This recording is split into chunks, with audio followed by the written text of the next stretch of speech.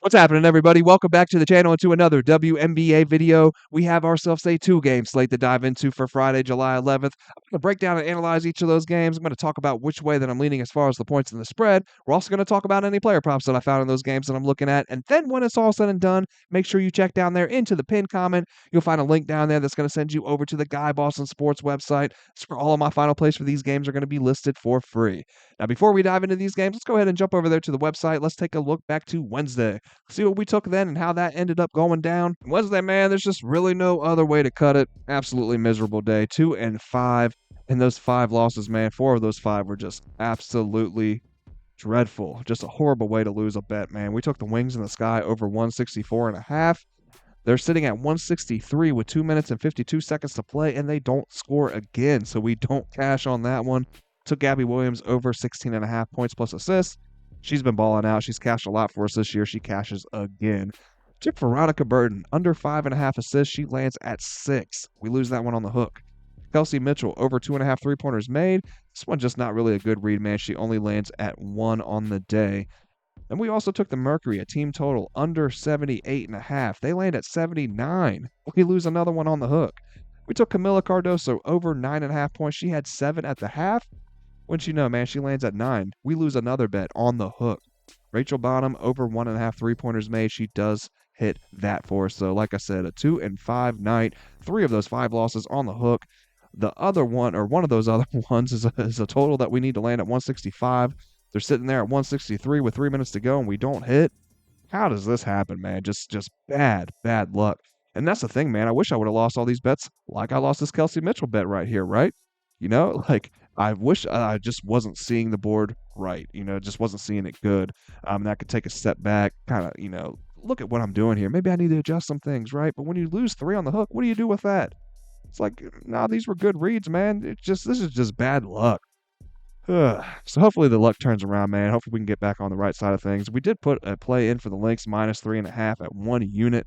Took that early on for Thursday's games, and that does end up cashing. We got one more play out on Thursday at same game parlay in that Mystics game. That's why I have not recapped these plays quite yet for Thursday. We'll do that in the next video, but like I said, put a full unit on that one and it hit. We put a full unit on that parlay as well, man. Hopefully we can cash on that and get a chunk of that money back that we lost there on Wednesday. But yeah, man, been the name of the game in the WNBA since about mid-June, right? So frustrating after having such a solid season last year, and then even better playoffs, right? And then we come into this season and doing pretty decent to start off the year. We're having more winning nights than losing nights, right? And then mid-June-ish comes, man, it's just kind of gone sideways, right? It's been rough, man. We'll have a good night followed by a couple meh nights, followed by a disastrous night like this. So it's been hard to find any momentum and string together some winning nights. And it's kind of frustrating because we did just string together 3 profitable nights, and then we follow that up with a disastrous night, right? That 2-5 debacle. So, like I said, hopefully we can get some of that back Thursday, and hopefully we can get some of that back here with these games on Friday as well. So let's dive into the mix, man. We're 3.5 minutes in talking about plays that we lost. Let's get rid of that negative energy, man. Smash that like button down there for me, guys. Hit subscribe if you have not already. Let's jump into the mix, man. First game going to be 7:30 p.m. tip-off time between the Atlanta Dream and the Indiana Fever. Fever 2.5-point favorites in this one, total sitting at 167. It's going to start a stretch of 6 in a row and then 7 of 8 on the road for Atlanta. Now, the All-Star break does break this up into 2 separate 3-game road trips. There's still a lot of games on the road for Atlanta coming up. Now, they are 4-4 straight up and 5-3 to the number when on the road this year. 12-7 overall, 11-8 against the spread. The Fever, they're coming into this one 9-10 straight up and against the spread. They're 5-6, both straight up and against the spread as well at home. It's the 4th game of a 5-game homestand that so far they have not been able to take advantage of, going just 1-2 to begin it, with back-to-back losses coming into this one to the Valkyries, who have not been a good team on the road this year, and then also to the Sparks, who have just not been a good team at all this year. Now, Clark made her return in that loss to the Valkyries, but man, her being in and out of the lineup has caused a great deal of inconsistencies with this team. It seems like they find a groove with her, then something new pops up that's going to sideline her for another week or two, and then they start to find a rhythm without her, and then they have to start back over once she returns, and that's just kind of been the cycle that they've been stuck in this season. Both of these teams do come into this one with no one listed on the injury report, and this matchup has been a fun one this season so far, guys. They've met 3 times this year. The Dream have won 2 of those 3, a 1-point win in Indy, a 19-point drubbing in Atlanta, and then the Fever picked up their win over the Dream by 5 in Atlanta. Even that blowout game, that was close throughout the first half, but that was one of those Indiana trying to find their groove without Clark games, man. They just ended up coming out flat in the second half. The Dream have made the 3rd most threes this season, but only sit at 10th for outside shooting percentage. It's a quantity over quality thing with them when we talk about shooting from deep, man. The Fever have the 2nd best three-point defense in the W as far as makes and shooting percentage, and they've held the Dream to just 28% shooting from deep in the games that they've played against them, even lower than the 32% that the Dream sit at regularly. Dream have been one of the best rebounding teams in the league this season, and over the last 5, they sit at 2nd for total rebounds per game, and they are leading the W in offensive rebounds per game, which has also led to the 2nd most second chance points. They're also scoring the 2nd most points from the paint in the last 5 games. The Fever are allowing the 4th fewest points from the paint over their last 5, and they have scored the most in the league from that area over the course of the season. I like the Fever here, man, but I'll play them on the money line if I do end up playing the side here. These teams, they match up well, man, and they can kinda limit to some degree what the other team does well, so I don't wanna get caught up laying points here even if it is 1 and 2, you know what I mean?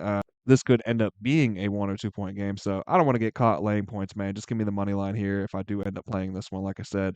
As far as the total is concerned, the under has hit in the last 2 head-to-head matches. Indiana has hit under in 3 of their last 4, while the Dream have hit to the over in 4 straight and 7 of their last 8.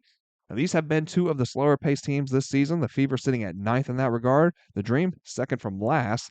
They're also 5th and 6th, respectively, for defensive rating on the year. So I'd lean under, but I like the side the most in this one.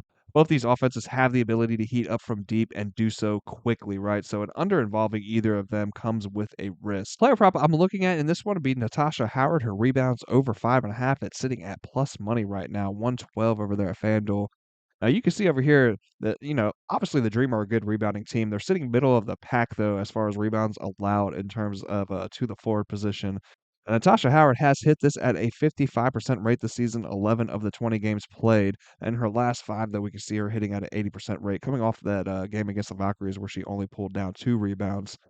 So seeing some regression here, but I do like the fact that looking at this head to head, she has crushed that mark, right? In all 3 of the meetings so far this season as well. We can also see here this insight from Outlier that she's exceeded this mark in 4 of her last 5 games, averaging 9 rebounds per game during that span. So, like I said, despite that regression at 5.5 at plus money, I do think it's worth a look.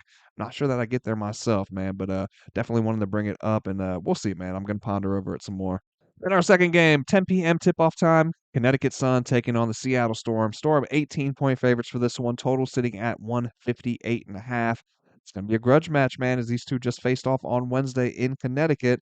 The Storm were on the 4th and final game of a 4-game road trip in that one, and they were upset by the Sun by 10, 93-83. Seattle is now home for the first of 4 straight, and they sit at 12 and 8 straight up on the year, 11 and 9 against the spread. The Sun come into this one at 3 and 16 straight up. They snapped a 10-game losing streak with that win over the Storm, and they now sit at 8 and 11 to the number. It's going to be the 3rd head-to-head meeting between these two this season. The Storm did take the first meeting in Seattle and did so by 16. I'd expect them to control this one here as well, also in Seattle, man.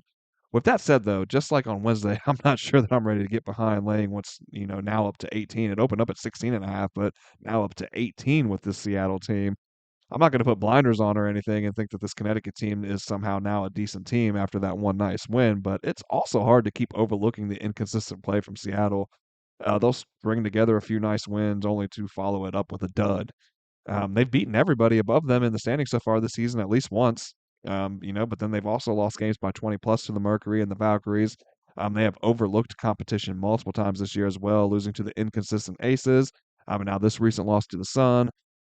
Wednesday was just your typical collapse, man. There's no other way to put it. No other way to sugarcoat it. The Storm led by 8 heading into the fourth quarter. They were outscored 27-9 in that fourth quarter. Now, at home in a revenge spot, a grudge match, man, I'd be on the Seattle side here, but probably won't bet it personally, guys. Laying that many points here in the WNBA is just never ideal.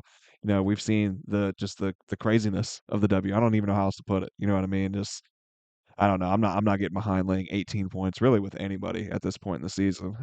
But I couldn't look any other way than the Storm at home here. So like I said, I'd lean Seattle, but I don't see myself playing this one here. For the total, it's been 2 overs head-to-head between these two so far. The Sun have gone over in 3 of their last 4. Seattle has in 7 of their last 10.